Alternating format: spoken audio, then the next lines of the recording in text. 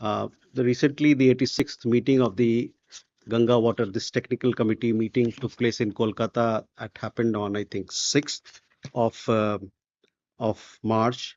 Uh, such meetings, this is a regular routine technical meeting. Such meetings happen thrice a year, and it is part of the structured engagement of meetings that we have in place between both countries uh, as part of the Ganga Water Treaty, which was signed in 1996.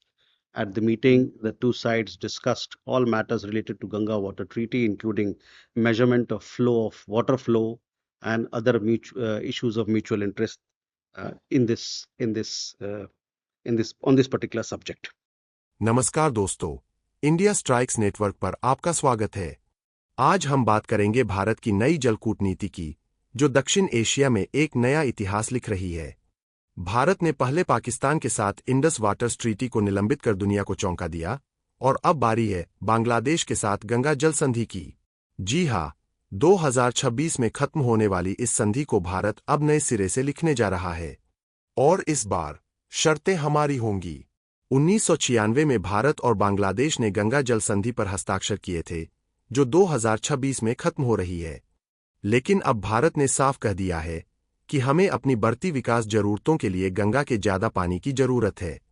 नई संधि 30 साल की नहीं, बल्कि 10 से 15 साल की छोटी और एम्बिग्यूअस होगी। यानी भारत अब हर दशक में अपनी जरूरतों के हिसाब से नियम बदलेगा। लेकिन यहां कहानी में ट्विस्ट है।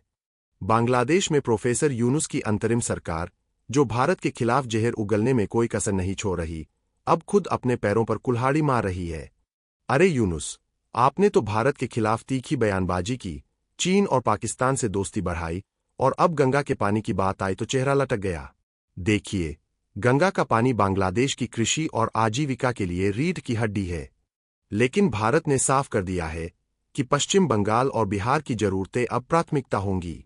यूनुस की भारत विरोधी नीतियों ने बांग्लादेश को मुश्किल में डाल दिया है। पिछले साल के तख्तापलट के बाद भारत के साथ भरोसा टूटा, और अब पानी की बातचीत में बांग्लादेश को कड़ा मुकाबला करना पड़ेगा। अरे यूनुस, भारत के साथ पंगा लेकर पानी तो नहीं हो गए ना। भारत ने मई में ही बांग्लादेश को बता दिया था कि हमें अपनी बढ़ती आबादी, कृषि और उद्योगों के लिए ज्यादा पानी चाहिए। पश्चिम बंगाल और बिहार की सरकारें भी इस मांग के साथ खड़ी है। भारत अब पुरानी संधियों को अलविदा कहकर एक नई जल कूटनीति की शुरुआत कर रहा है। और ये सिर्फ बांग्लादेश तक सीमित नहीं है। पाकिस्तान को तो पहले ही इंडस ट्रीटी सस्पेंड करके सबक सिखाया जा चुका है। यूनुस साहब, अब तो समझ आया ना कि भारत के साथ दोस्ती में ही भलाई है। लेकिन दोस्तों, ये सिर्फ कूटनीति की बात नहीं है। जलवायु परिवर्तन ने गंगा और ब्रह्मपुत्र जैसी नदियों को और जटिल बना दिया है। हिमालय के ग्लेशियर्स पिघल रहे हैं, बाढ़ और सूखा बढ़ रहा है। ऐसे में भारत का ये कदम अपनी जल सुरक्षा सुनिश्चित करने का है। लेकिन साथ ही भारत को क्षेत्रीय सहयोग और स्थिरता का भी ध्यान रखना होगा।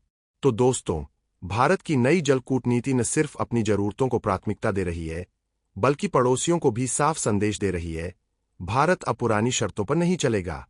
यूनुस जी, अब समय है अपनी रणनीति बदलने का, वरना गंगा का पानी तो दूर, आपकी भारत विरोधी चालें भी सूख जाएंगी। पानी की तरह बहते रहो, लेकिन भारत के साथ पंगा मत लो। जय हिंद। आपको ये खबर कैसी लगी, हमें कमेंट करके जरूर बताएं। वीडियो को लाइक करके चैनल को सब्सक्राइब करें और बेल आइकन दबा दें, ताकि आपको ऐसी खबरें मिलती रहें। स्क्रीन पर दिए गए QR कोड को स्कैन करके हमको सपोर्ट जरूर करें, ताकि हम खबरें और विश्लेषण आपके लिए और भी तेजी से लाते रहें। मिलेंगे अगली खबर में। तब तक के लिए जय हिंद, हर हर महादेव।